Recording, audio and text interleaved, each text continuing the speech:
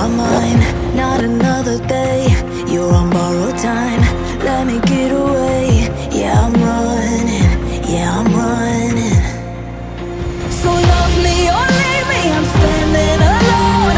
Can't shake a feeling that lives in my bones. Lie to me, tell me you wish that you could, but nothing you gave me is worth what you took. 'Cause baby, when I'm gone for good.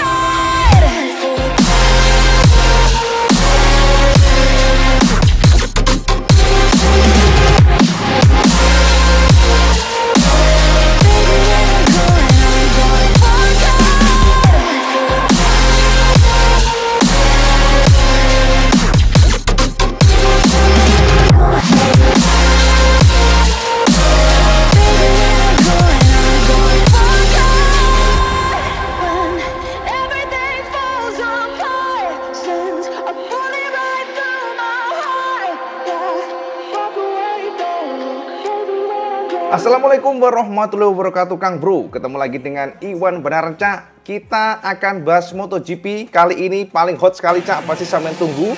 Jangan sampean tahu saat ini kan berita motor lagi anyep, Cak. Dan ternyata berita MotoGP sedang hot. Sebab di tanggal 1 Januari 2024 kontrak Marc Marquez dengan Honda sudah berakhir, Cak. Artinya Marquez sudah diperbolehkan untuk mengatakan apapun tentang Ducati. Ini tidak akan mempengaruhi kondisi atau status Marquez karena secara official Marquez sudah menjadi tim dari Gresini. Dan ternyata update yang terbaru yang kita dapatkan, Marquez sudah mengganti profil Instagramnya dan juga beberapa kanal sosial medianya. Nama dari Marquez tetap Marquez, walaupun mungkin secara uniformnya atau livery untuk bajunya, racing suite-nya masih sama Repsol, karena memang belum di-launching secara resmi untuk Gresini nanti, maksudnya untuk kostumnya seperti apa.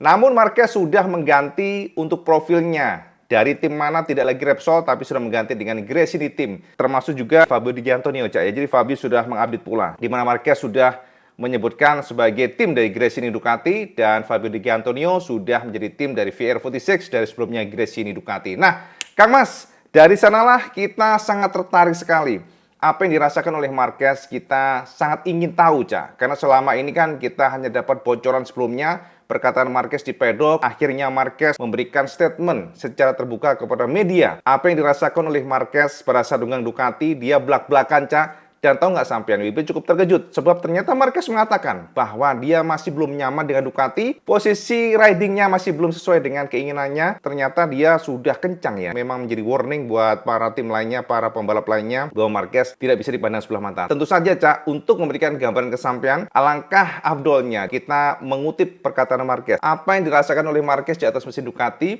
dan apa pula yang akan dilakukan Marquez di tahun ini. Apakah Marquez akan balas dendam?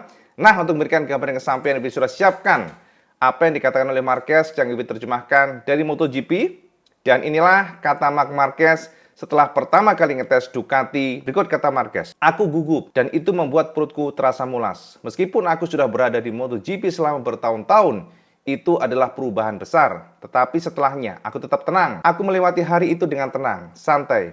Mencoba memahami diriku sendiri dengan tim teknis baruku termasuk motorku. Pada akhirnya kamu di atas motor juara. Motor itu sekarang ada di tanganmu. Yang pertama adalah hari adaptasi posisi. Kami mengubah banyak hal karena pada beberapa poin yang menurutku Ducati belum nyaman buatku. Tapi anehnya, lap time-nya tetap bagus. Aku terus mencoba memahami motornya dan cara nyetingnya. Aku masih harus banyak belajar. Mungkin tidak melaju lebih cepat, tetapi menjadi lebih konsisten dan lebih aman. Aku sendiri tidak suka membandingkan motor, terutama di depan umum dibandingkan Honda. Ini motor memang berbeda, dengan gaya berkendara yang berbeda. Walaupun kalian mengendarai motor juara, tapi hasil tetap berada di tanganmu. Apalagi ada banyak pembalap yang melaju kencang di atasnya. Yang membuatku gembira, aku bisa beradaptasi lebih cepat dari perkiraan, karena aku langsung merasa sangat baik. Feelingku positif dan lap time langsung bagus tanpa perlu memaksakan diri atau berlebihan di atas motor. Dalam tes tersebut, pada akhirnya kami bisa memakai ban soft baru dan aku juga merasa baik-baik saja. Sekarang ada hal-hal yang perlu dipahami pada level posisi dan komunikasi dengan tim. Itu logis karena aku telah bekerja dengan grup yang sama selama 11 tahun bersama Honda. Tapi mereka Grace ini menerimaku dengan sangat baik. Semuanya sangat menyenangkan dan ini membantuku menjadi lebih rileks. Yes, itu kata Marc Marquez, Cak. Nah, sementara itu, kita juga ingin tahu, apakah Marquez akan balas dendam di tahun ini mengingat selama ini dia mendapatkan motor yang mungkin kurang bagus buat dia dan dia juga suffering, dia cedera dan setelah nyicipin Ducati. Apakah ini artinya Marquez akan optimis untuk bangkit dan membalas dendam di tahun ini? Tapi ternyata Marquez mengatakan dengan diplomatis, Cak. Jadi Mark ini kalau menurut IWB sosok yang paham ya, Cak ya. Paham betul, pembalap itu ada eranya. Pembalap itu ada masanya. Dan ini diungkapkan oleh Marquez yang memberikan konfirmasi bahwa para fans MotoGP jangan terlalu berharap padanya ya, intinya gitu. Jangan terlalu berharap bahwa dia akan menjadi langsung kencang dan mampu berjaban melawan Pecco Bagnaia ataupun Bezzecchi ataupun Martin. Jadi konfirmasi dari Marquez, dia memberikan pernyataan. Dia akan melakukan yang terbaik, tapi dia sadar bahwa dia adalah newcomer di Ducati, sehingga dia memberikan penegasan kalau bisa jangan terlalu berharap padanya. Berikut kata Marquez, "Aku mengatakannya di masa lalu dan sekarang pun tidak berubah, bahwa di dunia ini tidak ada yang abadi. Mungkin betul, dulu aku sudah berhasil melakukan banyak hal, tapi aku harus menunjukkan bahwa aku memang masih bisa melakukannya di masa sekarang. Tidak ada seorang pun yang abadi dan akan menjadi sebuah kesalahan jika memikirkan pembalap lain dengan semua yang terjadi. Kalian harus melupakan itu, balas dendam, dan fokus pada diri sendiri. Jika aku membalap dengan rasa dendam, aku tidak akan maju. Aku harus fokus pada yang aku miliki. Barulah ketika kami nanti kencang di trek dengan hasil bagus, barulah memikirkan satu langkah seperti yang aku lakukan di masa lalu. Ketika aku bisa membalap pada level yang sangat tinggi dan bisa menikmatinya, lalu bermain-main di atas sirkuit. Tapi saat ini, merekalah yang mempermainkanku dan aku tidak mampu melayaninya. Jadi tugasku adalah melepaskan diri dari semua ekspektasi itu. Jika kalian bertanya kepadaku seperti ini di tahun 2019, aku akan menjawab bersiaplah. Tapi saat ini, aku belum memenangkan balapan dalam 2 tahun terakhir. Aku mendapatkan podium karena balapan basah. Jadi aku masih ragu apakah pergerakan fisikku masih bagus atau tidak. Itulah yang ingin aku pastikan terlebih dahulu. Yes, itu Cak konfirmasi dari Marquez. Kang Mas, memang Marquez ini kalau kita lihat pernyataannya cukup dewasa ya Cak ya. Jadi dia adalah orang yang realistis, dia orang yang tidak mau memberikan angin segar bagi sampean semuanya para fans Marquez. Karena Marquez menekankan di sini bahwa dia bisa saja menjadi orang yang berbeda. Tidak seperti masa lalu yang memang pada masa peaknya ya, pada masa keemasannya dia luar biasa. Jadi di Ducati dia adalah anak bawang, Cak. Jadi jangan berharap banyak, akan tetapi bisa saja ini strategi Marquez. Yang jelas memang Cak, Marquez kemarin membuat kita terkejut dengan tes Valencia. Marquez menjadi pembalap terkencang kedua di belakang Bezzecchi, Ducati maksudnya ya. Dan ini membuat semuanya terlalu high expectation, bahasanya demikian. Akan tetapi Marquez memberikan konfirmasi bahwa ini baru awal dan ini adalah Valencia, di mana secara umum memang dia nyaman di Valencia. Menggunakan motor Honda pun dia kencang di Valencia. Jadi dia memberikan penegasan kalau bisa jangan terlalu berharap banyak dulu. Biarkanlah dia mengkonfirmasi bahasanya Cak. Karena dia sendiri ragu dengan fisiknya, dia ragu dengan skillnya, apakah memang dia masih mampu berada di top 5 untuk berkompetisi di tahun ini. Ya, jadi itu penekanan Marquez. Dan apapun itu, Cak, memang dari konfirmasi Marquez hari ini yang secara belak-belakan memberikan pernyataan tentang Ducati, maka bisa kita simpulkan bahwa ternyata Ducati ini memang motor luar biasa. Jadi nggak perlu ngoyo, Cak. Lap time-nya sudah bagus. Makanya kemarin jangan heran Marquez tidak perlu crash, tidak ada crash sama sekali. Padahal Marquez di atas Honda, dia adalah king of the crash, bahasanya. King of crash. Jadi bahasanya adalah dia raja crash di Honda, tapi dengan Ducati ternyata nggak usah ngoyo, Kang Mas. Lap time-nya langsung bagus. Jadi ini adalah kekuatan dari Ducati yang tidak dimiliki oleh Honda di masa lalu. Makanya kita akan lihat dulu, Cak. Apakah Marquez akan mampu bergerak di atas Ducati? Apakah Marquez akan tetap seperti ini di Ducati? Karena ini masih awal. Jadi teman-teman yang mungkin fans Marquez, jangan terlalu senang dulu. Jangan terlalu berharap banyak. Ini seperti yang dikatakan Marquez kepada sampean semuanya. Pada fans MotoGP, jangan terlalu berharap dulu. Dia akan mengkonfirmasi dulu apakah memang skillnya masih ada atau mungkin sudah pudar, Kang Mas. Itu ya konfirmasi Marquez yang pertama, Cak. Nah, kemudian Cak, yang kedua, ternyata Cak. Nah, ini menarik Kang Mas ya. Ternyata sudah ada konfirmasi ya untuk logo. Nah, teman-teman semuanya yang mungkin sekarang sedang menunggu seperti apa logo dari VR46 di tahun ini, sudah ada spill untuk logo VR46 bersama Pertamina, yang mana nantinya akan mengusung nama Pertamina Enduro VR46 ya. Jadi ini luar biasa, apalagi kita tahu Pertamina memiliki kontrak 3 tahun bersama VR46. Jadi ini adalah sebuah kerjasama yang kita katakan long term, Cak. Ya long term lah ya, 3 tahun ini artinya dana yang dikeluarkan pasti besar banget. Dan ini menjadi penekanan kita bahwa Indonesia berbicara dengan Valentino Rossi, apalagi Rossi kabarnya, rumornya, nanti di tahun 2025 Rossi akan gabung bersama Yamaha. Jadi sudah sangat klop ya bahasanya, Cak. Inilah logo dari Pertamina yang kita dapatkan. Sementara walaupun belum official, kita lihat di sini background dari Pertamina Enduro-nya di warna merah, sementara tulisan Pertamina cukup kecil. Dan Enduro di sini gede ya, jadi memang ditekankan Cak olinya, Cak. Sementara VR46 tetap menggunakan font yang sama, VR46 dengan warna kuning dan juga belakangnya Racing Team.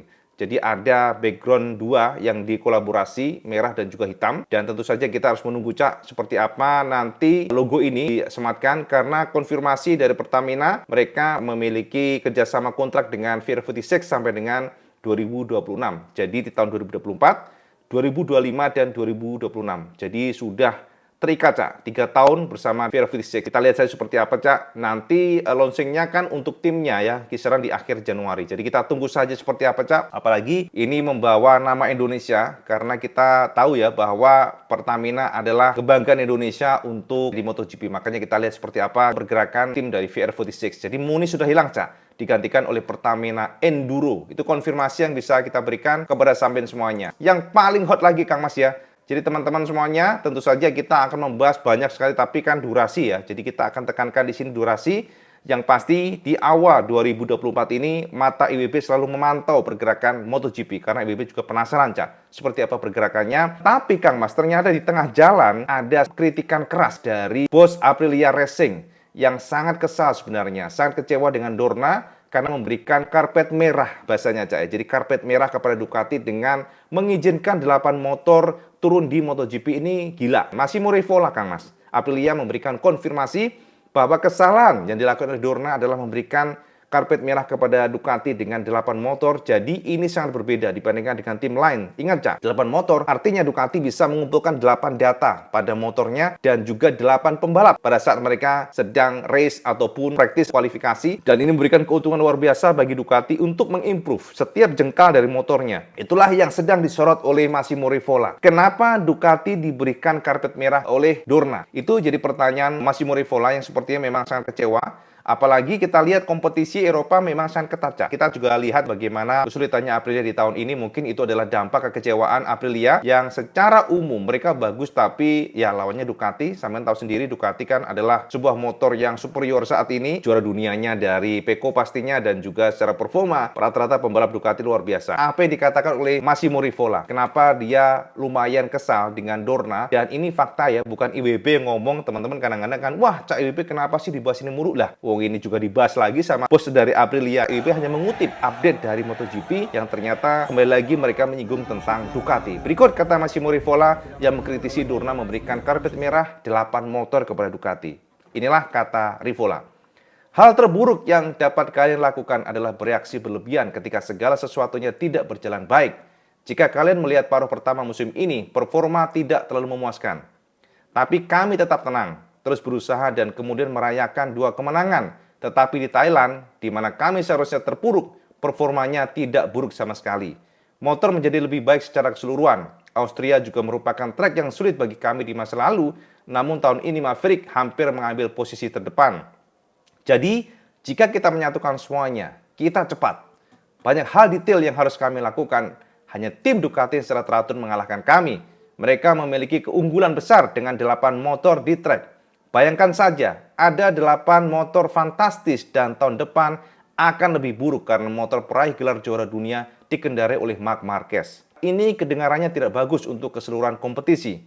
Akan menjadi pekerjaan yang sulit, tapi kami tidak punya pilihan selain meracik motor yang lebih baik dan berhenti membuat kesalahan. Bagaimana cara melakukannya?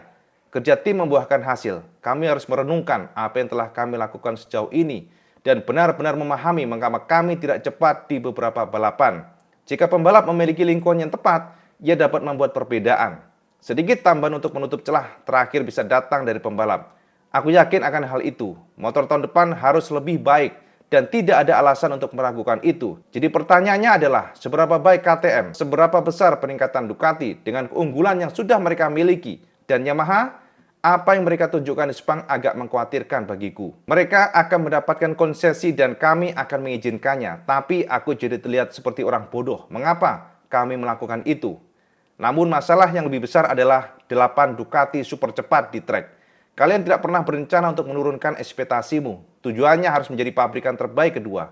Kami tahu sulit melawan Ducati dengan keunggulan yang mereka miliki secara numerik dan statistik. Dengan semua data yang mereka kumpulkan, karena lintasan adalah jalan berkembangnya motor. Dan dengan cara ini mereka mendapatkan data 2 kali lebih banyak dibandingkan kami. Aku tidak ingin menyinggung siapapun karena mereka yang melakukannya dan kami tidak melakukannya. Masalahnya adalah mereka seharusnya tidak diperbolehkan melakukan hal itu, yakni menurunkan 8 motor. Aku memberitahu Carmelo Espeleta hal itu setiap hari. Aku tidak mengatakan bahwa mereka tidak benar, karena mereka sudah berinvestasi banyak sekali. Tapi jelas, itu tidak bagus untuk kompetisi MotoGP. Yes, itu pernyataan keras Massimo Rivola dari Aprilia, Cak. Ya udahlah, IWB nggak akan banyak komen tentang ini. Artinya, apapun itu, faktanya adalah Ducati diuntungkan. Di saat mereka memiliki 8 motor, lainnya 4 motor, bahkan Yamaha hanya 2 motor, tentu saja secara kalkulasi numerik kata Rivola, pasti Ducati sangat diuntungkan. Dan saat ini apalagi kita tahu bahwa KTM pun ingin membuat tim satelit, tapi ditolak sehingga mereka memasukkan gas-gas.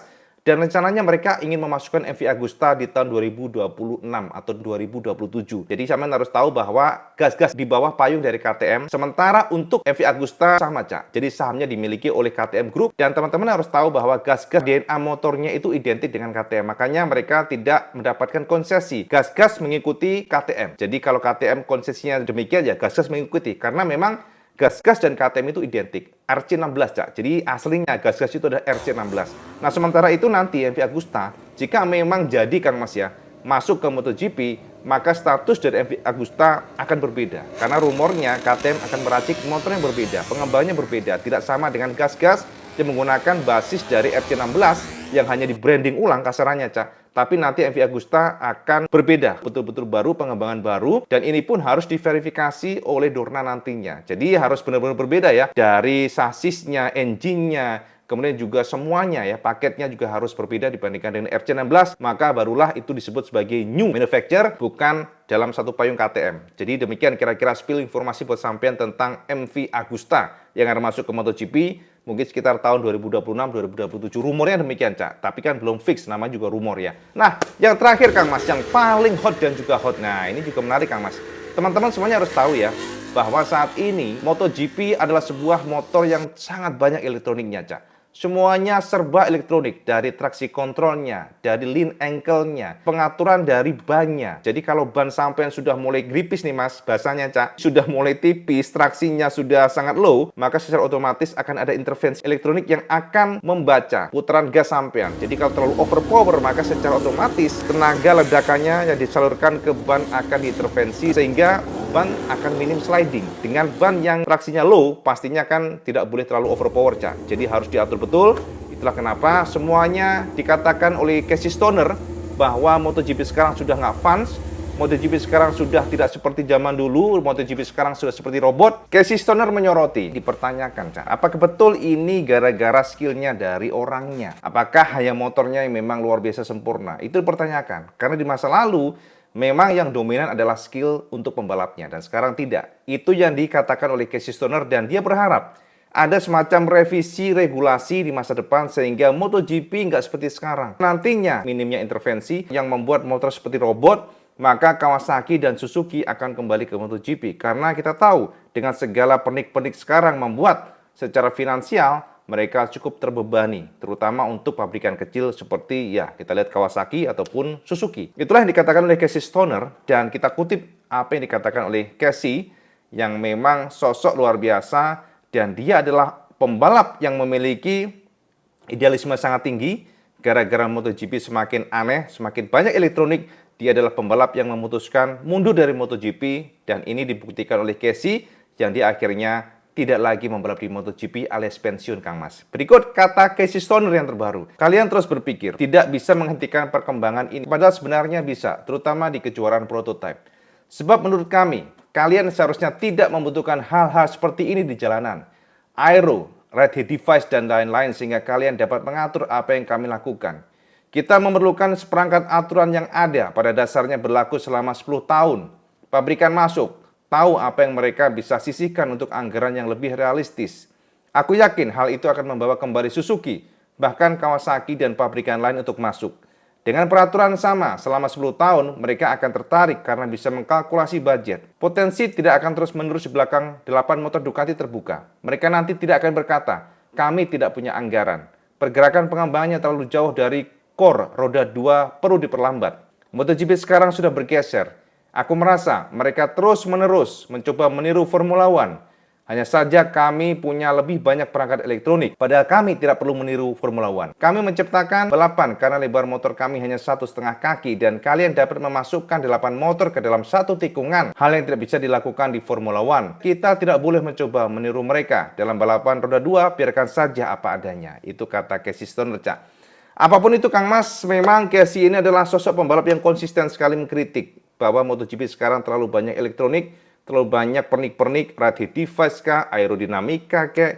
Kemudian sekarang kita tahu bahwa saat ini memang ya untuk adu salib juga semakin susah karena turbulensi dari udara ya. Kalau bahasa teknisnya adalah dirty air, dan juga para pembalap selalu on limit. Teman-teman, kita bukannya membahas aero ini gara-gara kenapa sih kok membatasi perkembangan MotoGP, enggak juga, Cak. Jadi sebenarnya memang ujung-ujungnya adalah tontonan, Kang Mas. Duel MotoGP. Seperti touring kan kita juga males, Kang Mas. Gila, ngantuk, Kang Mas. Masalahnya kalau kita ngelihat balapan motor kayak iring-iringan doang karena sudah menyalip, semuanya on limit. Dengan segala perangkat sekarang itu sudah on limit. Motor itu sudah pada batasnya. Semuanya diatur secara elektronik. Keluar tikungan, tidak perlu takut. Buka gas mentok pun nggak akan sliding, nggak akan wheelie. Karena ada aerodinamika, ada elektronik. Kalau dulu tidak bisa, Cak. Karena semuanya on feeling. Jadi kalau sampai kehabisan ban, ya ban sudah tipis, maka untuk membuka gas pun harus betul-betul presisi. Semuanya dirasakan dengan feeling. Itulah kenapa skill pembalap dahulu memang luar biasa. Terbukti seorang Dani Pedrosa yang sudah berumur ya, katakan demikian, dia mampu merasa ke depan. Dan IWB yakin orang-orang atau generasi sekarang kalau mereka merasakan GP500, mereka akan terperangah, Cak. Itu dikatakan Valentino Rossi. Kita akan bahas nanti, Cak, mengenai testimoni Rossi. Bagaimana dia merasakan NSR 500 yang menurutnya motor ini seperti binatang. The bike is like animal. Dibilang demikian. Karena kenapa? Powernya luar biasa besar. Jadi kalau sampai buka gas salah aja, motor bisa membanting. Artinya sangat gampang high side dan motor ini seperti ketapel. Itu kata Rossi. Kita akan bahas nanti, Cak. Kita akan kutip kata-kata Rossi. WP memiliki buku biografinya. Jadi kita jabarkan perbedaan mesin zaman dulu dan sekarang. Itulah kenapa MotoGP semakin aneh, membosankan ya. Bahasanya kalau kita suka racing dan kalau sampean suka teknologi ya mungkin. Tapi kalau sampean suka racing, tontonan duel, head to head yang panas, zaman sekarang sudah nggak seperti dulu. Itu aja, Cak, update kebenaran tentang yang terbaru dari Marc Marquez, Casey Stoner, dan juga konfirmasi Massimo Rivola yang sepertinya memang kesana dengan Dorna. Apakah sampean setuju dengan Casey Stoner? Apakah sampean setuju dengan Rivola? Dan tebak apakah Marquez akan mampu merasa ke depan? Sampean semuanya komen di bawah. Dan kita tunggu saja di masa depan seperti apa. Itu aja, Cak, update kebenaran. Dan kalau semuanya suka video ini, semuanya like, share, dan subscribe. Oh, julali, Cak, sampai sholat 5 waktu. Karena itu yang paling penting. Assalamualaikum warahmatullahi wabarakatuh. Salam segados.